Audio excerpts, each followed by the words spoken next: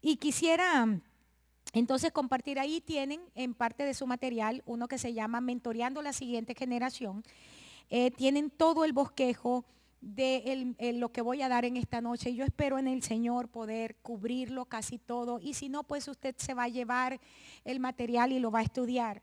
Y quisiera que viéramos algunos principios basados en la relación Mardoqueo-Ester. Hemos hablado muchísimo de Mardoqueo como un hombre de Dios que supo posicionar una generación, o supo también salvar a toda una nación. Y hemos hablado muchísimo de Ester, de ver cómo Dios levantó a una mujer en medio de un tiempo de crisis y la colocó arriba para traer salvación al pueblo. Pero yo quiero centrarme en esta noche ni en Mardoqueo ni en Ester como personajes separados. Yo quiero enfocarme esta noche en la relación Mardoqueo-Ester. Amén. Quiero enfocarme y que podamos ver los principios, cómo tú y yo vamos a mentorear la siguiente generación.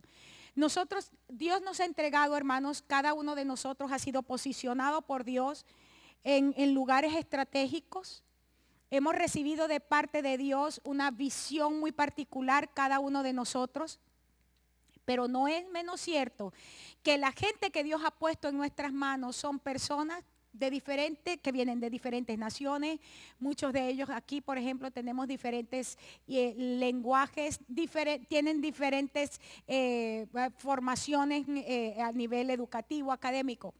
Pero hay un factor común. La mayoría de las personas que están viniendo dentro de lo que se conoce en este tiempo como la cosecha que Dios está trayendo a la iglesia son gente con un espíritu herido. Y casi todos, con lo que vamos a ver en esta noche rápidamente, un perfil de lo que se llama un espíritu huérfano. ¿Y cómo sanamos un espíritu huérfano? Porque si tenemos el desafío para discipular, necesitamos conocer a quién vamos a discipular. Y en base a eso hay estrategias de Dios muy específicas.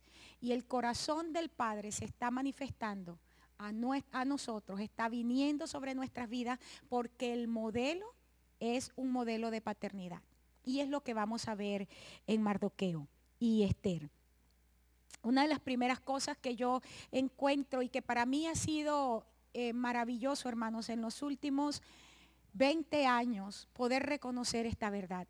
Primero, que Dios nos ha diseñado a cada uno de nosotros y nos ha entregado un propósito que va más allá de nosotros mismos. La visión de Dios para nuestras vidas tiene que ver con algo que está por encima de nuestras habilidades y aún trasciende el tiempo que nos corresponde vivir. Y esto es tremendo, es un desafío grande que el Señor nos está entregando, especialmente cuando somos gente, una generación que hemos sido formados a pensar en nosotros mismos. De la gente famosa de nuestro tiempo, la mayoría de los que estamos aquí, quizás algunos un poco más jóvenes, pero muchos de nosotros contemporáneos, encontramos que una de las personas, vamos a decir, emblemáticas de nuestra generación, Bill Gates, dijo en una ocasión, dijo esto: yo hice mi dinero, yo hice mis riquezas, que mis hijos hagan la de ellos. Hemos sido una generación que se nos enseñó a pensar para nosotros mismos y lo que es nuestro tiempo de vida. Pero encontramos en la Biblia un principio que nos hace enfocar que Dios no es un Dios de una generación.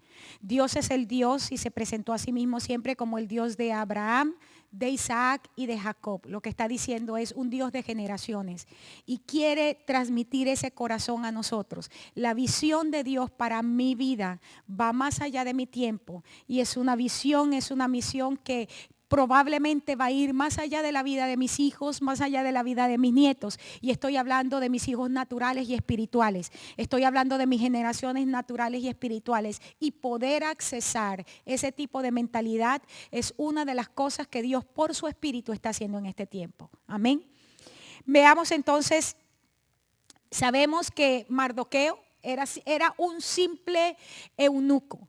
Y muchas veces nosotros, cuando leemos la palabra y aunque conocemos el concepto de lo que era un eunuco, nos olvidamos de la implicación de esto. Mardoqueo era un hombre simplemente que había sido impedido para reproducirse.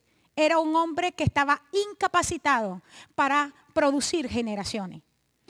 Y Esther era una niña común y corriente, pero que la Biblia dice que era huérfana. Era una huérfana. Y en el tiempo de Esther, de lo cual no hay mucha diferencia para hoy, los huérfanos no tienen como mucho futuro. No hay como mucha posibilidad de vida para ellos. No hay como mucha posibilidad de que se puedan desarrollar y extender. Y probablemente algunos de nosotros, líderes, nos podamos sentir de repente eunucos espirituales. Gente que por diferentes razones estamos siendo incapacitados por el sistema religioso o por el sistema del país o por lo que usted quiera, incapacitados para reproducir generaciones que puedan también manifestar la vida de Dios y la gloria de Dios. Pero qué tremendo es saber que cada uno de nosotros ha sido colocado en un tiempo y un espacio por Dios, y Dios está trayendo a nosotros gente en ese tiempo y en ese espacio con características que de repente no son ni tan sobresalientes ni tan extraordinarias. Gente que en apariencia tiene todas las cualidades de un igualito a todo el mundo, de un común y corriente, del montón.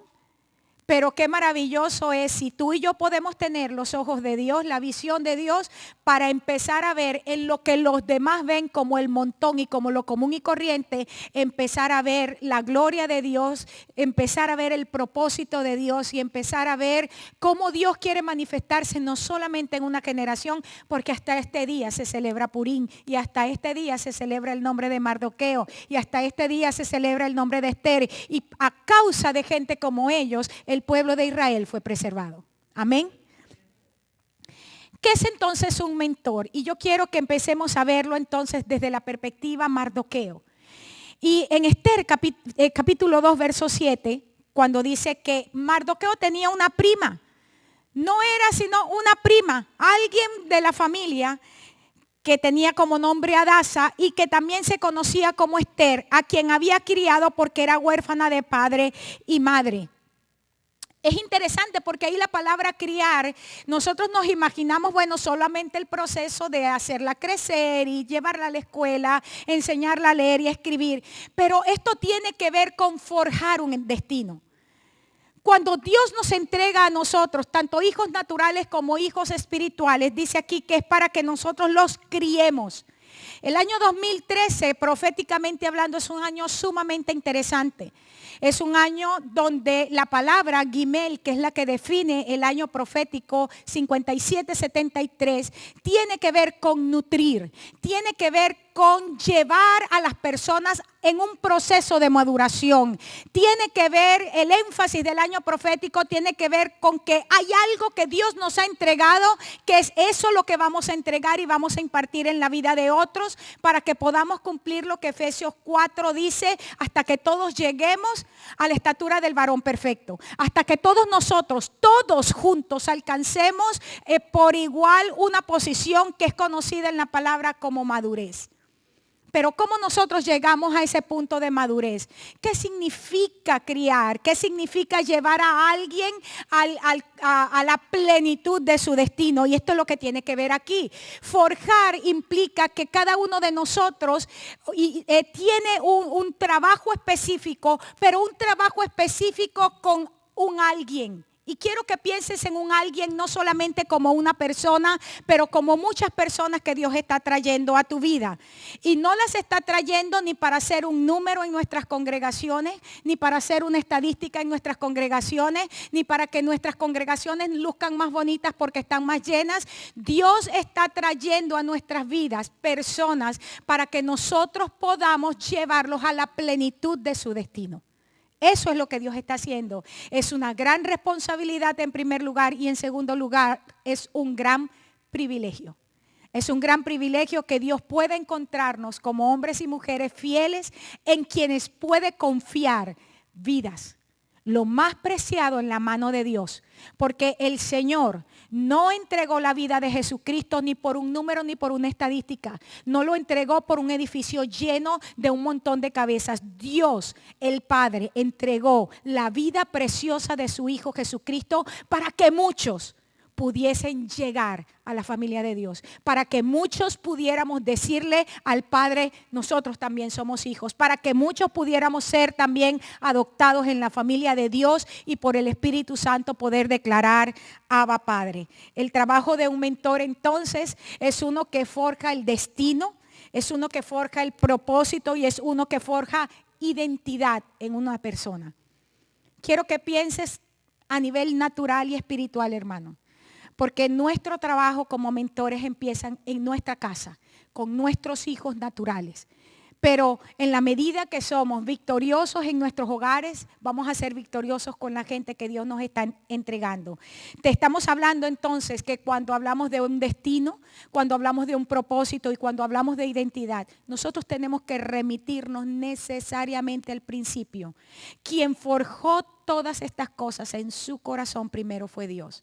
Nosotros no necesitamos ni inventarnos el propósito de la gente, ni tampoco necesitamos estarle pidiendo prestado ideas a las ciencias sociales para cómo vamos a trabajar con la gente. Dios en su corazón primero nos creó, pero después nos compró.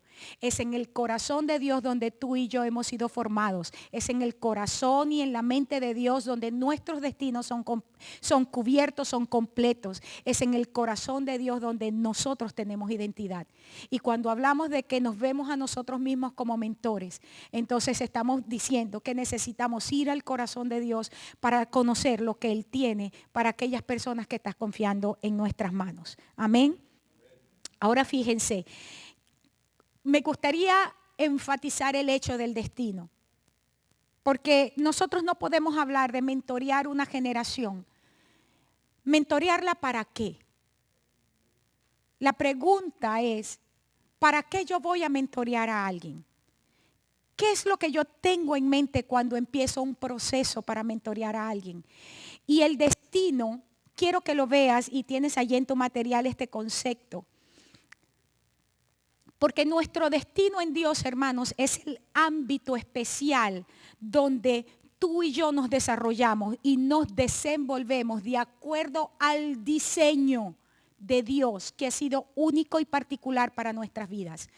Cada uno de nosotros, hermanos, cada uno de nosotros ha sido creado por Dios con especificaciones, con singularidades, con un ADN espiritual que nos habilita para hacer un trabajo para Él. Movernos en nuestro destino significa que me estoy moviendo en ese ámbito de Dios específico para el cual yo fui diseñada a operar. Cuando yo me salgo de ese lugar, has podido escuchar este concepto desde otra perspectiva, cuando dice que tú fuiste ungido para algo y que cuando te sales de lo que es tu unción, puedes hacer las cosas con muchas habilidades, de repente las haces con mucho conocimiento, pero no la vas a hacer con la unción de Dios. A mí me gusta decir, la vas a hacer sin transmitir la vida de Dios. Podemos hacer muchísimas cosas y veíamos hace un momento en el PowerPoint actividades, podemos hacer conciertos, todo lo que usted quiera. Pero muchas cosas que la iglesia ha estado haciendo por muchísimos años han estado vacías de la vida de Dios. Han estado sin una transmisión de lo que es la verdadera vida de Dios. Y permíteme decirte esto. Vida, en el original hay dos palabras fundamentales. Bios, que es de donde viene la palabra biología, y tiene que ver con signos vitales. Y hay gente viva ahí con oxígeno y con un montón de cables en el hospital. No hablan, no caminan, no ven, no sienten. Están en coma, están vegetales, pero tienen bios. Pero hay otra palabra en el original que es la palabra zoe, que tiene que ver con la vida de Dios. Es eso que Dios trajo sobre el hombre, ese aliento que viene de Él, que nos hace más que caminar, que ver, que oír. Es ese algo que nos produce propósito, que nos produce identidad, que nos indica no solamente de dónde venimos, pero a dónde vamos. Y la iglesia de Jesucristo tiene que ser una dadora de vida como nuestro modelo, el Padre. Nosotros no estamos llamados ni a vivir en el bios, ni a ministrar bios. Signos vitales, nada más. Nosotros estamos llamados a vivir en la vida de Dios. Por eso es que el Señor Jesús, hablando de la vida, decía que nos iba a dar una vida que era abundante. Era una vida que iba más allá, que iba a explotar, vamos a decir así, nuestro cerebro.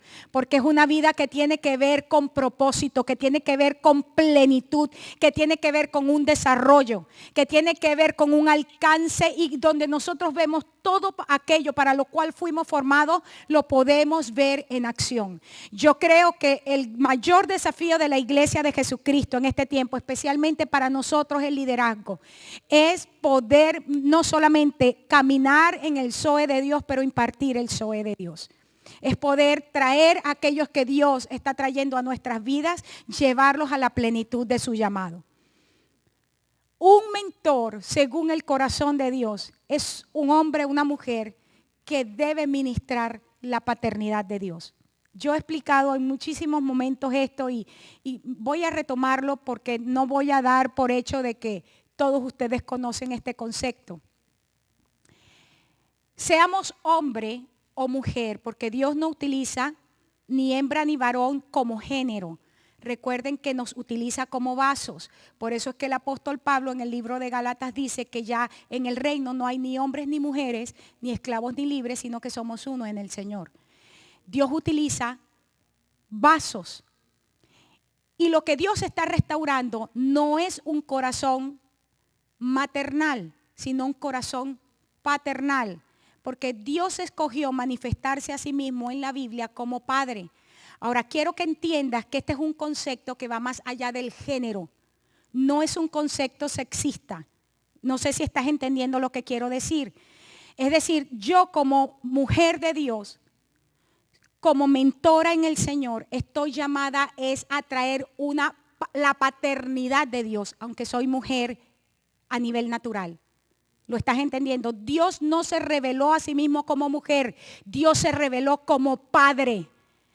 Quien tiene el género femenino, si podemos decirlo, en el ámbito espiritual es la iglesia.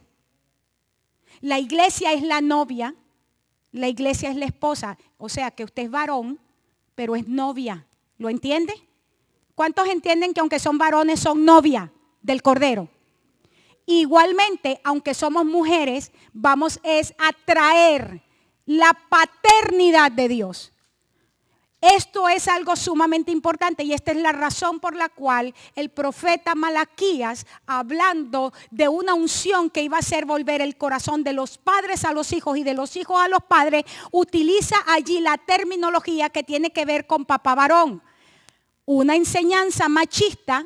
Entonces dice, es porque el varón es el que está llamado a ejercer el liderazgo. Pero si entendemos el mundo espiritual, Dios se reveló a sí mismo como Padre, no como madre. Recuerde que el paralelo que ha sido dañado en el mundo es tener madres espirituales, que es la Virgen María, la Guadalupe y póngale usted todos los nombres. Dios se reveló a sí mismo como padres. Entonces, ¿cuál es el trabajo de un mentor en primer lugar? Sea varón o mujer. Nosotros vamos a cubrir a aquellos que Dios está trayendo a nuestras vidas con un corazón paternal. Esto es el concepto fundamental. En Génesis 25, 17 al 18, hay un caso que a mí me ha llamado mucho la atención. Y que a partir de este estudio decidí que lo voy a desarrollar más profundamente. Es el caso de Ismael. ¿Cuántos recuerdan que Ismael fue el hijo mayor de Abraham? Pero según el apóstol Pablo, un hijo que vino de acuerdo a la ley, pero no de acuerdo a la promesa. Dios había prometido a Abraham que iba a tener un hijo y a través de ese hijo venía, ¿verdad? El que sería el que conocemos posteriormente, la simiente que iba a aplastarle la cabeza al diablo. Nace Ismael. Ismael fue el hijo de Abraham con la esclava. ¿Y qué pasa con Ismael? Quiero que veas lo siguiente. Ismael, por sus primeros 13 años, fue el hijo de Abraham que estaba en la casa con papá. Pero cuando nace Isaac, y dice la Biblia que Isaac fue destetado. El día que fue destetado Isaac se hizo una gran fiesta. Y ese día se le ocurrió a Ismael y a la mamá meterse con Isaac. Y Sara se molestó tanto que le dijo a Abraham, echa de la casa a Ismael y a su madre. Quiero que pienses por un momento en el corazón de Abraham, porque ese había sido el único hijo de Abraham por 13 años, independientemente que lo haya tenido con la esclava. Y cuando Abraham empieza a argumentar con Sara, recibe una palabra de Dios y Dios le dice, haz lo que ella te dice, porque esto es algo que viene de mí. Y en Génesis 25, 17 al 18, dice que Ismael, nosotros conocemos bien la historia de Ismael. Ismael sale, estuvo a punto de morir en el desierto. Es cuando ya estaba que desfallecía, el ángel del Señor se aparece, le entrega una palabra. Levanta al muchacho, también le dice que de él iba a levantar una gran nación, es lo que nosotros conocemos hoy como las naciones árabes. Igualmente se levantaron 12 príncipes de Ismael, igual que de Isaac. Pero mira lo que dice Génesis 25, 17 al 18. Dice que Ismael vivió 137 años. Al morir fue a reunirse con sus antepasados. Al morir se fue a reunir con los que lo antecedieron. Pero mira lo que dice. Sus descendientes se quedaron a vivir en la región que está entre Javilá y Sur, cerca de Egipto, en la ruta que conduce a Siria. Allí se establecieron, mira esto, en franca oposición a todos sus hermanos. ¿Cuál es la característica de un espíritu huérfano? Y vamos a empezar a ver entonces cuáles son las características de un espíritu huérfano. Una persona que teniendo papá se queda huérfano porque fue echado de la casa por su papá. No quiero que entremos ahorita en ningún problema teológico, por favor. Quiero que se centre en lo que es la narración. Un hombre, un muchacho que hasta los 13 años conoce a un hombre riquísimo como su papá y se sentía, yo soy el dueño de todo. Y de un día para otro se queda sin casa, se queda sin posesiones, se queda sin padre. Se queda sin identidad. Y encontramos que en estos dos versos se nos delinea una característica de lo que el espíritu huérfano produce en la gente. Y quiero que lo tengas en tu mente, porque si Dios está trayendo a nuestras vidas gente huérfana como Esther, y nosotros tenemos el desafío para discipularlas, para mentorearlas, necesitamos conocer el ámbito de la batalla. ¿Lo está entendiendo? ¿Cuántos están conmigo? Dice que sus descendientes, es decir, gente que venía con un espíritu herido, con un espíritu huérfano, se colocaron en franca oposición, en guerra, parados, en contra de, y dice de quién, de sus hermanos. ¿Y a qué hermanos se refiere? Está hablando aquí de los descendientes de Isaac. ¿Eran sus hermanos o no? Eran sus hermanos. A eso se está refiriendo. ¿Qué es lo que hace entonces un mentor? Vamos a sacarlo de la iglesia porque no entra en acuerdo con nadie. Eso es lo que hemos hecho. Un padre, tú y yo, somos gente que sabemos, podemos discernir la orfandad en la gente que está llegando y decidimos entrar en un proceso donde los cubrimos paternalmente de tal manera que empezamos a sanar el espíritu herido. Amén. ¿Puedes decir amén? El espíritu de orfandad, me puse a estudiar un poquito del perfil. ¿Qué origina la orfandad? Y encontré varias cosas interesantes. Dice que la orfandad primer lugar, te hace sentir como una persona que no tiene un lugar estable, ni seguro, ni a nivel físico, ni tampoco en el corazón del Padre. Primera característica del espíritu huérfano. Y quiero que entiendas algo. Encontramos que Esther era huérfana de padre y madre.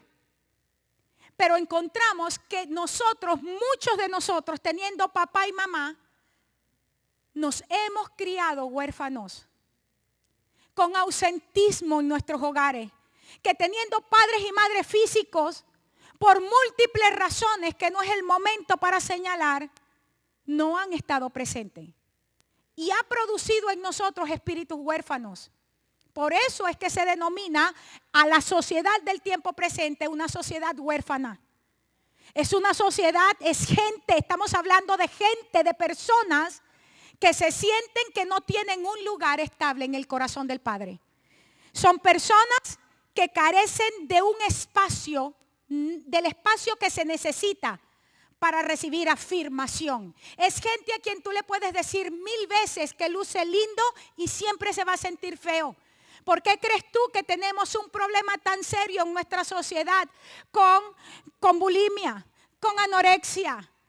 Las enfermedades del momento presente tienen que ver con personas que son ahora adictas a las cirugías plásticas. ¿Por qué cree?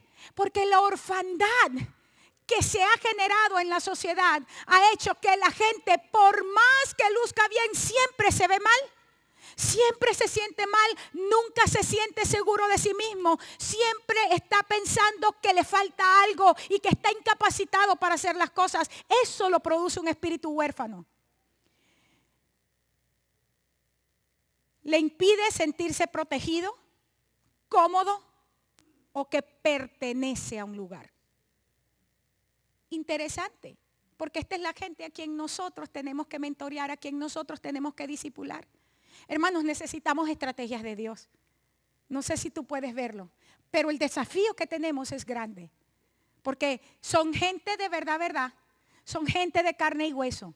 Y son gente que Dios está trayendo a nuestras vidas. Y que no podemos darnos el lujo de decirle, váyanse a otra iglesia, porque simplemente aquí yo quiero gente diferente.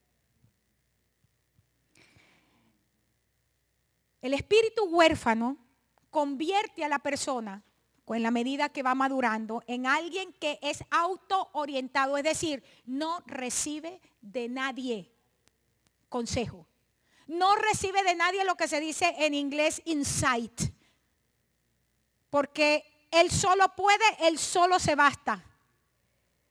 Es una persona que tiende a ser aislada e introvertida. ¿Sabes la razón por la cual se convierten en personas así? No estoy hablando de ser introvertido o extrovertido como el carácter, sino de ser aislado emocionalmente.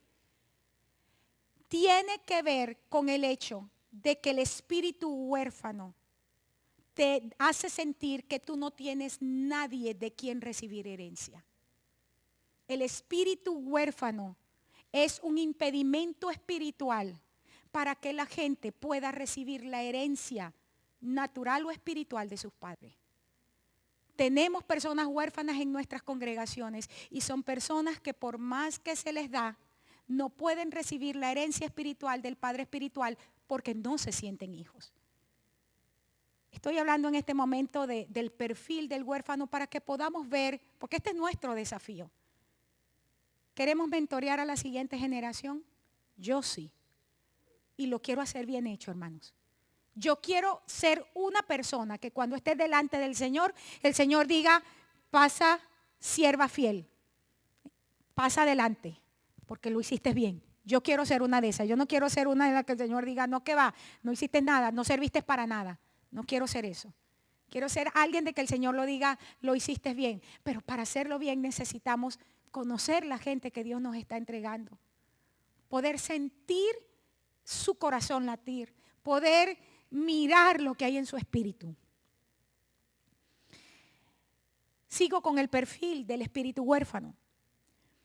El espíritu huérfano hace que la persona desarrolle una incapacidad. Escúchame la frase. Generalmente hablamos de desarrollar capacidades y habilidades. El espíritu huérfano opera al contrario. El espíritu huérfano desarrolla incapacidad e inhabilidades. El espíritu huérfano inhabilita a la persona para tener relaciones duraderas. Vuelvo a repetir. El espíritu huérfano es lo que hace que una persona no tenga relaciones duraderas en ningún ámbito. Coloco tres cosas. Todo esto está en tu material. Primero, con el liderazgo. Una persona con espíritu huérfano va a generar hacia el liderazgo de ida y vuelta sentimientos de rechazo. Tanto la persona con el espíritu huérfano va a rechazar la autoridad, como porque tiene expectativas amargas de rechazo, como el espíritu huérfano también va a ser rechazado por la autoridad en algún momento. Porque llega el momento, no estoy hablando a favor del liderazgo, estoy diciendo qué es lo que genera el perfil, el espíritu en una relación. ¿Recuerda que estábamos diciendo? Se puso en franca oposición con sus hermanos. Entonces, con lo que respecta al liderazgo, siempre se va a oponer. Y va a generar rechazo. Y el rechazo va a venir de los demás. Y va a haber desconfianza. Es bien interesante porque estuvimos estudiando el año pasado aquí nosotros como iglesia lo que era el espíritu de Absalón. Porque el espíritu de Absalón es un hijo legítimo en la casa. Absalón es un hijo amado. Absalón es un hijo que está en la línea para recibir la herencia. Pero es un hijo que decide ir en contra del padre. Y estuvimos estudiando el espíritu de Absalón. ¿Cómo el espíritu de Absalón puede levantarse dentro de los hijos legítimos? Dios no permite que historias como Absalón o historias como Ismael estén en la palabra simplemente por estar, hermanos, sino porque estas son cosas que tú y yo estamos enfrentando todos los días en nuestras congregaciones. Cada uno de ustedes, y no importa el nivel de liderazgo, recuerda, y es una de las cosas que establezco, nosotros los seres humanos vemos a la gente en función a un nombre. Dios ve a la gente en función a su llamado. No importa que tú tengas un nombre o no, pastor o obispo, lo que tú quieras. ¿Cuál es tu función en el cuerpo de Cristo? Y usted ha sido llamado, porque por eso está aquí. Usted no está aquí por casualidad. Usted ha sido llamado a ser padre en el Señor. Y la gente con la que estamos tratando tienen este tipo de espíritu. ¿Cómo vamos a ayudarlos? ¿O vamos a ser padres irresponsables como en lo natural? Que simplemente deciden un día que porque se cansaron de los hijos, me voy y los dejo. ¿Vamos a hacer eso o vamos a tomar el modelo de Dios? Nosotros no servíamos, dice que no había bueno ni uno solo. Sin embargo, el Padre decidió acercarse a nosotros. Ese es el modelo. Ninguno de nosotros valía la pena, pero Él dijo, ¿quién era por nosotros? Y hubo uno que dijo, el Hijo. El único que servía, el único que valía, dijo, yo voy, por los que nos sirven y por los que no valen. Ese es el modelo del Padre. Con los demás, ¿cómo tiene la relación con los demás un espíritu huérfano? Un espíritu huérfano siempre va a necesitar afecto. Inicia una relación de acercamiento. Pero el acercamiento siempre va a haber una razón por la cual romper la relación. Siempre va a haber en una persona con espíritu huérfano una muy buena razón para romper una relación y volverlo otra vez al cascarón. Consigo mismo, un espíritu huérfano hace que la persona viva la vida sin visión y sin propósito. He tenido la oportunidad de conocer muchísimas personas en muchísimos lugares. Gente con muchísimas capacidades, gente con dones extraordinarios, gente con formación soberana de Dios extraordinaria, pero con espíritu huérfano. ¿Y sabes qué me he encontrado? que repiten los ciclos en su vida una y otra vez, una y otra vez. Porque saliendo de un ciclo, saliendo de una situación en su vida, el mismo espíritu huérfano no les permite recibir la impartición de Dios a través de las personas que coloca a su alrededor, para que ellos superen la situación y van una y otra vez en el mismo círculo, una y otra vez en el mismo círculo. Y entonces viven sin visión y sin propósito. Simplemente están sobreviviendo día tras día. Y cuando hablo de personas, estoy hablando de ministros de Dios, gente que aún es wow, que los demás dicen wow, pero gente que no tiene visión. ¿Sabes que el activismo no significa que tienes visión ni propósito? En ningún momento lo implica. La grandeza numérica del ministerio tampoco implica que tienes visión y propósito. Porque si fuese así, yo siempre lo digo, los grandes conciertos que tenemos, Madonna, que mete 100,000 personas en un lugar, qué unción, ¿no? Entonces, porque si unción es número, ¿qué unción tienen? ¿Verdad que sí? Porque nosotros traducimos unción de esa manera. Porque hay un espíritu huérfano en nosotros que nos hace copiar los modelos del mundo. Porque si al caso vamos, el de mayor unción murió solo en la cruz. Y no podemos decir que estuvo derrotado. ¿Qué cree usted? Bueno, que pensemos con respecto a esto. Un espíritu huérfano te incapacita para tomar decisiones. Los espíritus huérfanos hacen que la gente simplemente camine y vaya haciendo como va viniendo. Nunca se prepara en función a. No organiza, no mira, no tiene una visión a corto, a mediano y a largo plazo. No hay objetivos de corto, mediano plazo. Y entonces tenemos una teología, yo nací en la iglesia y sé lo que estoy diciendo. ¿Para qué si Cristo puede venir mañana? Y con el que Cristo puede venir mañana pretendemos vivir la vida, pretendemos criar a los hijos y pretendemos dirigir la iglesia. Con él es que Cristo puede venir mañana y no hacemos nada. Eso es un espíritu huérfano. Pero Jesús en Juan 4:18 dijo una frase, wow, para mí espectacular. No los voy a dejar huérfanos. Mira cómo dijo Jesús. ¿Será que el mal en el tiempo de Jesús era igual al tiempo de hoy? ¿Qué cree usted? Dice que cuando Jesús veía a la multitud, dice que se conmovía.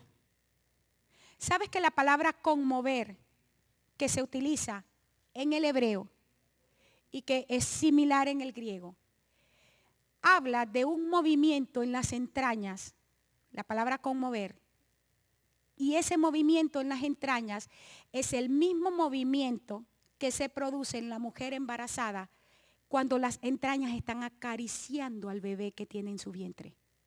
Eso es conmover en el original. Cuando supe de ese concepto me impresionó. Y dice la Biblia que cuando Jesús veía a la multitud, se conmovía en gran manera. ¿Y sabes por qué?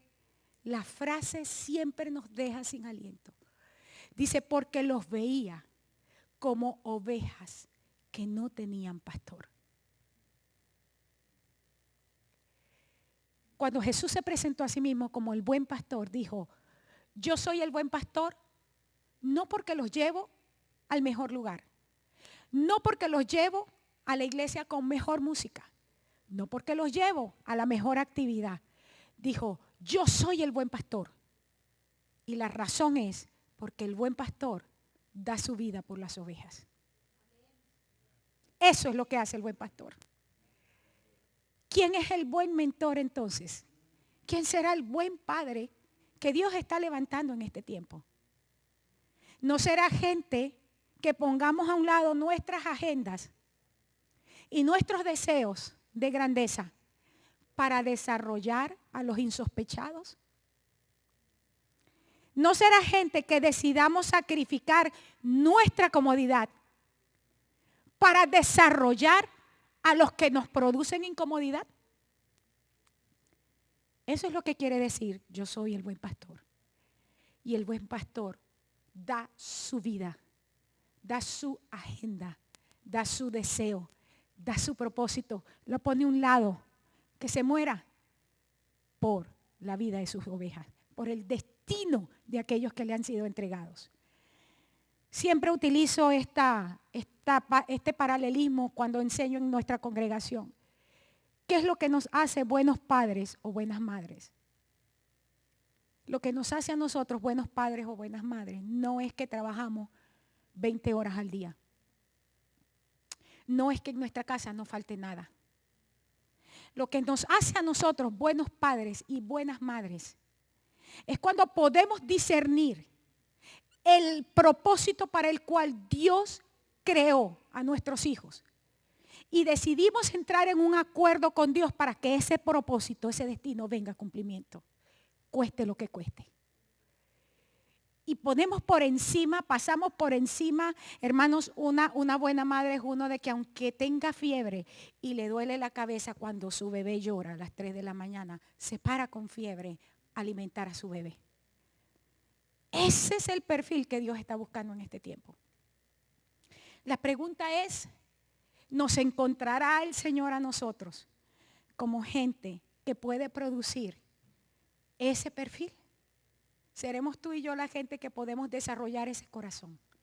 Yo sí creo que sí, hermanos. Dios quiere formarlo en nosotros por su Espíritu Santo.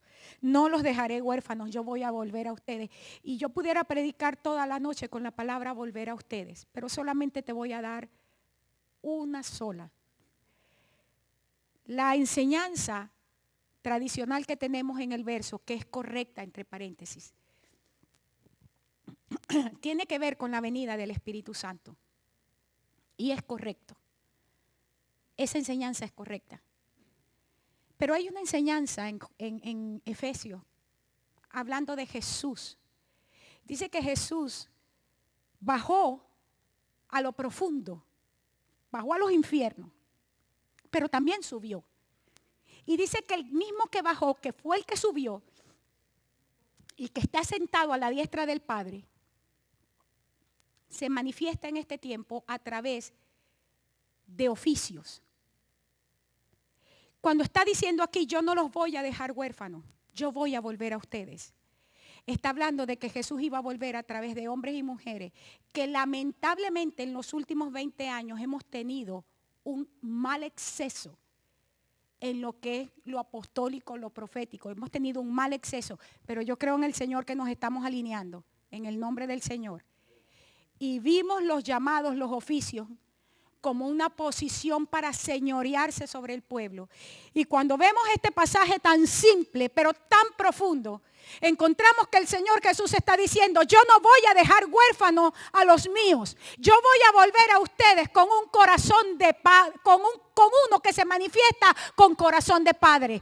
¿A través de quién? De hombres y mujeres que hoy podemos operar en un oficio apostólico, profético, de enseñanza, de maestro. ¿Me está entendiendo? Yo no voy a dejar huérfano a mi gente. Yo voy a manifestarme a ustedes como padre a través de estos hombres y mujeres que les estoy dando como regalo.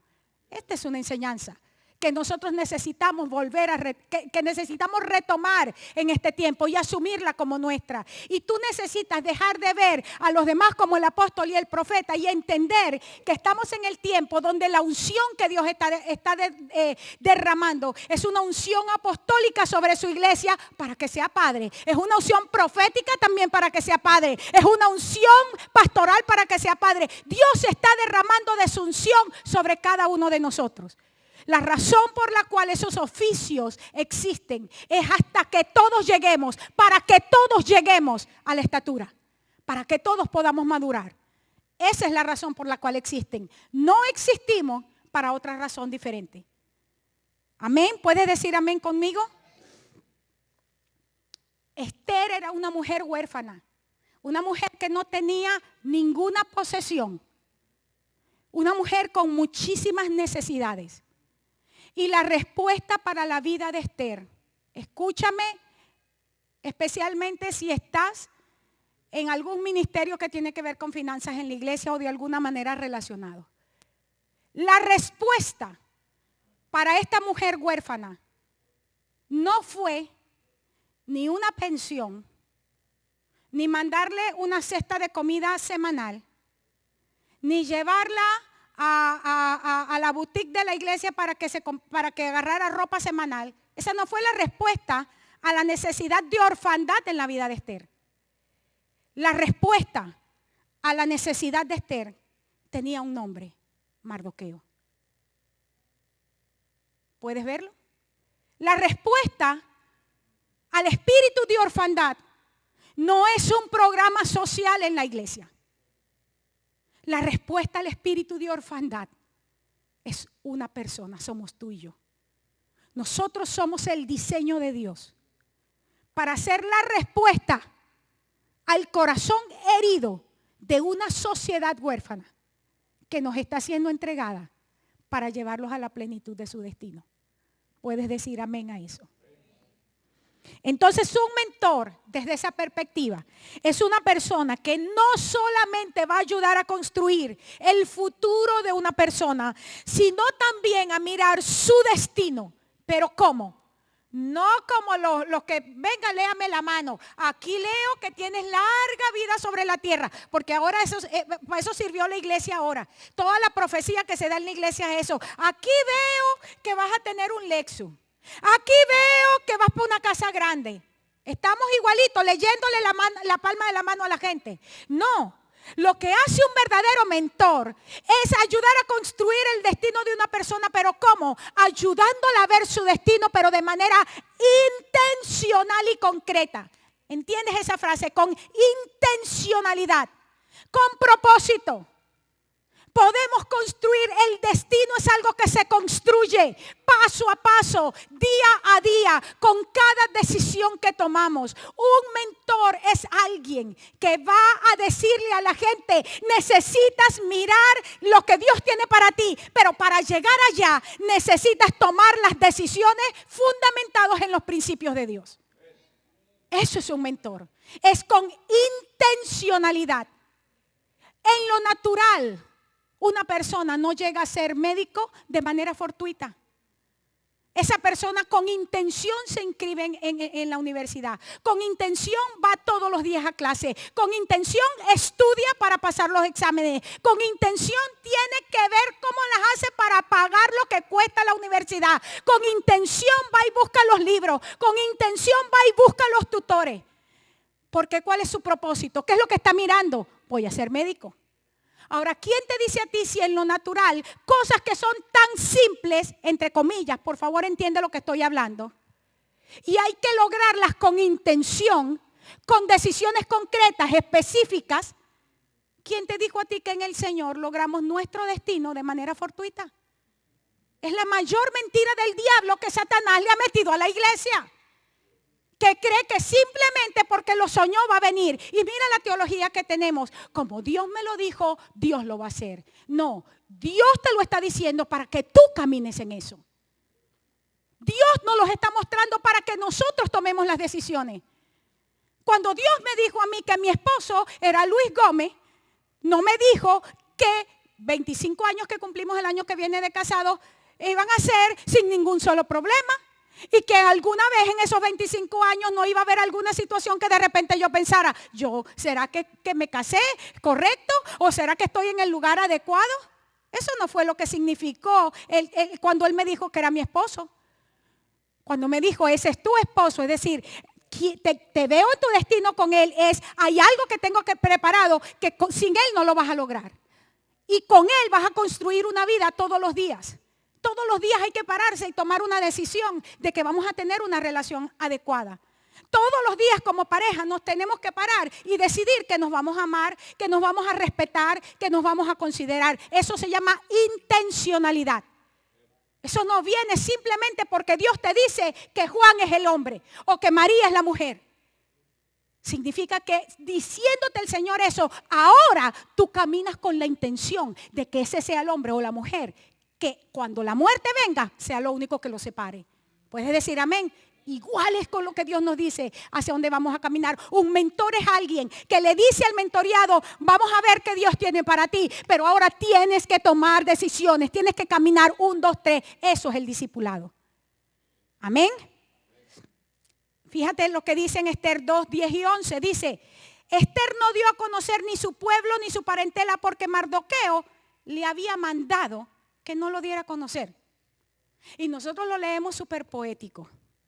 Ay, Mardoqueo como mentor de Esther sabía, primero sabía la condición en la que Esther estaba. Era una inmigrante, era una judía, alguien que no era bienvenido allí. Habían enemigos por todas partes. Pero Mardoqueo como buen mentor miraba a Esther no como la persona, vamos a acomodar a Esther en un sitio donde esté bien, porque eso es lo que nosotros hacemos en la iglesia. Ay, vamos a buscarle un trabajito a la hermanita o al hermanito para que esté bien, para que pague sus biles. Y no nos preocupamos por su destino. ¿Y cuántos saben que para lograr el destino de repente vas a tener que pasar hambre? ¿O cuántos saben que para lograr tu destino a veces vas a tener que dormir en el suelo?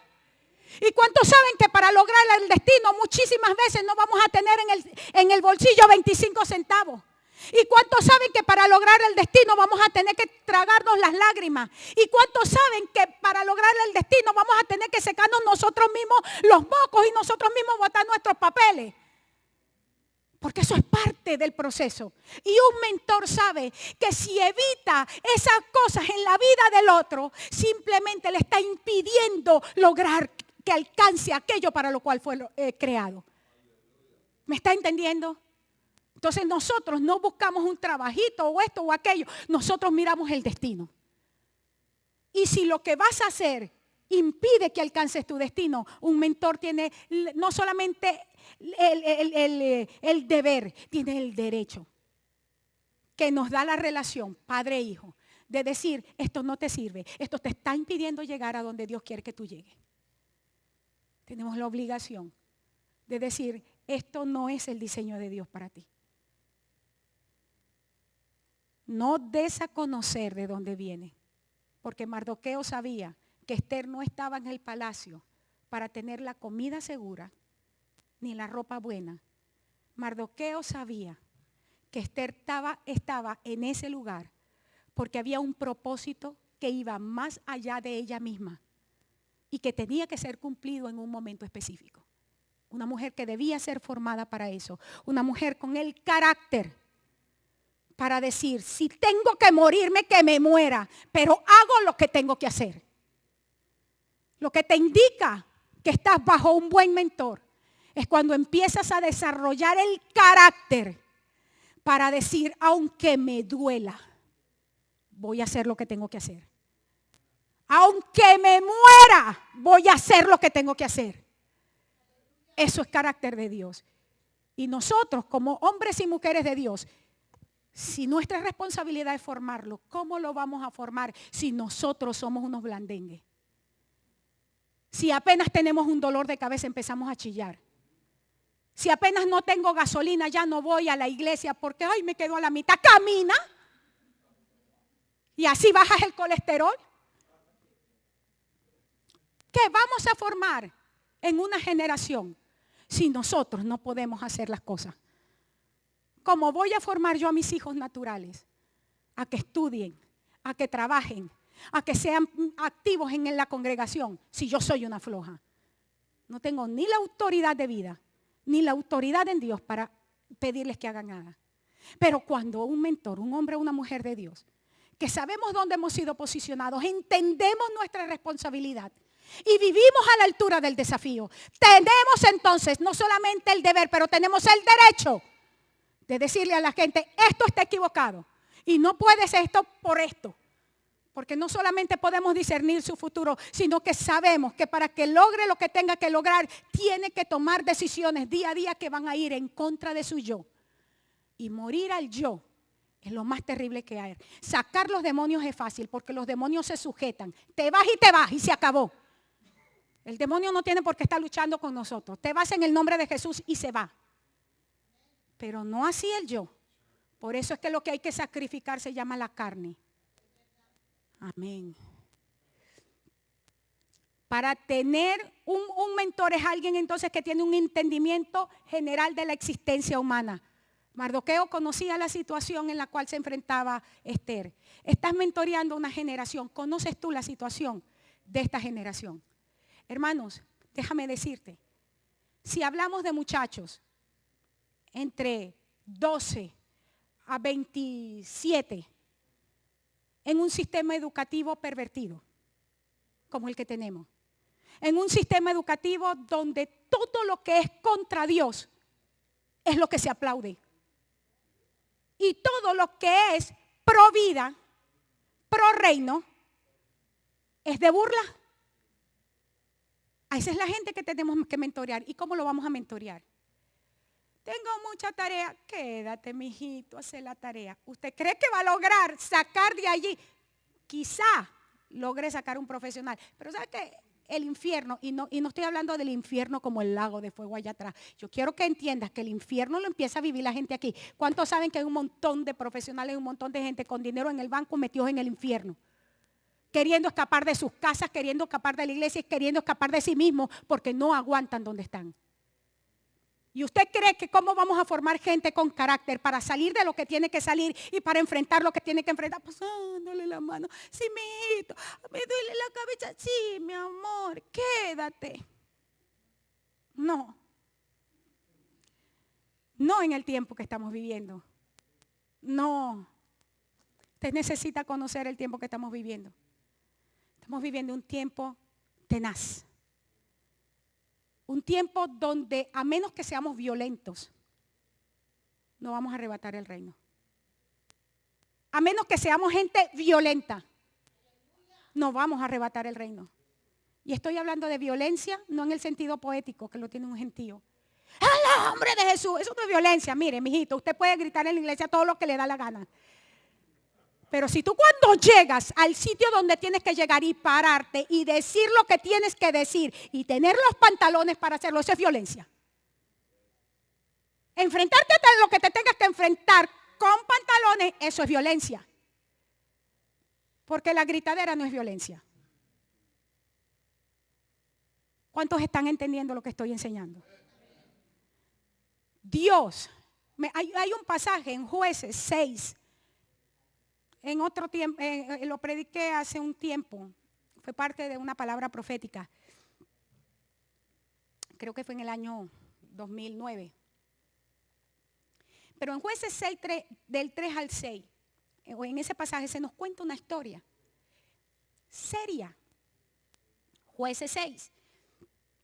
Dice que Israel estaba empobrecida en gran manera a causa de los madianitas. Mira lo que hacían los madianitas. Dice que venían por montones, parecían langostas. Llegaban a los campos de Israel, caían en la tierra, se robaban la cosecha y lo que ya no se podían llevar lo destruían. Miren lo malo que eran. Y dice que a causa de la ruina que tenían, clamaron a Dios. Pero si tú has leído bien el pasaje, te encuentras que en el verso 7, 6, 7, Dios da una respuesta parcial. ¿Cuál es la respuesta parcial? Dice que un profeta se levantó y les dijo, ¿por qué lloran? ¿Por qué esto? Yo a ustedes les di esta promesa. Dios les empieza a recordar la promesa a través de un profeta. Y le dicen, están en la situación que están porque ustedes han sido desobedientes. Pero le dio una palabra, más nada.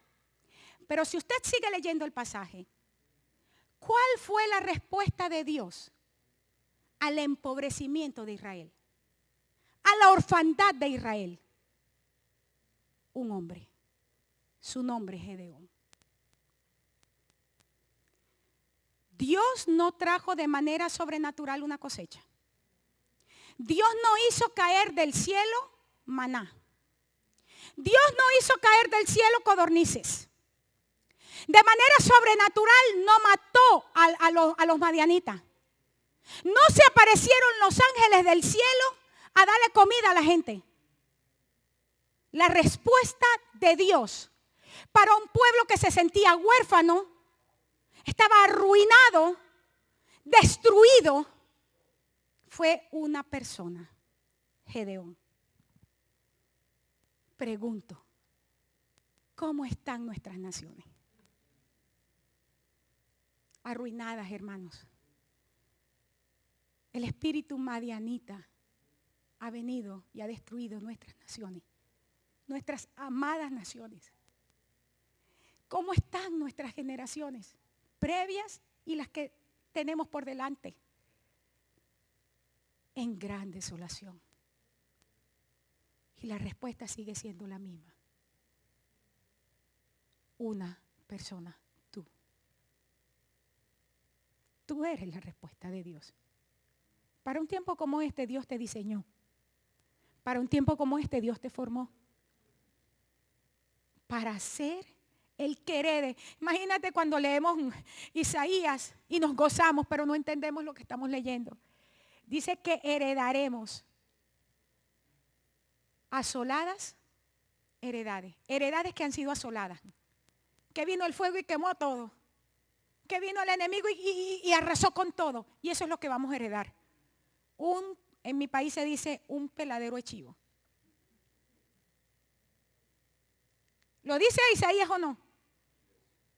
¿Y a qué se refiere? A personas. Esa es tu herencia y la mía. Por eso necesitamos ser padres. Porque si no salimos corriendo.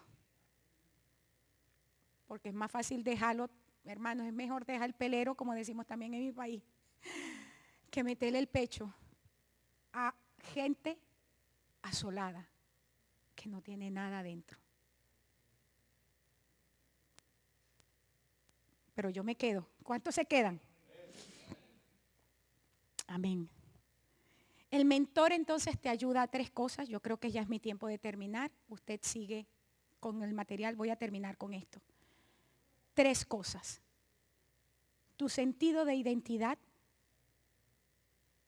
¿Quién soy? ¿Quién soy? Tu sentido de trascendencia. ¿Para qué fui creado?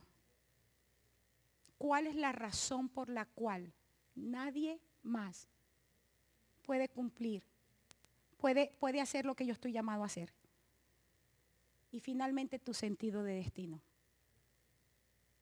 Ser conformes a la imagen de Cristo. Un varón perfecto, creado para la gloria de nuestro Dios. Amén. Que el Señor nos ayude a ser los hombres y las mujeres que Dios está buscando. Podemos orar. Padre, en el nombre de Jesús. El desafío es grande. Pero Señor, tú nunca hiciste mucho con muchos.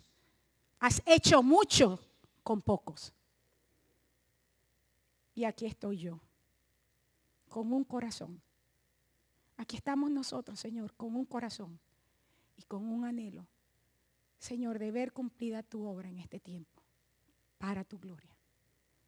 En el nombre de Jesús, Señor, trae el hambre para que seamos la gente que tú quieres que seamos. En el nombre de Jesús. Amén.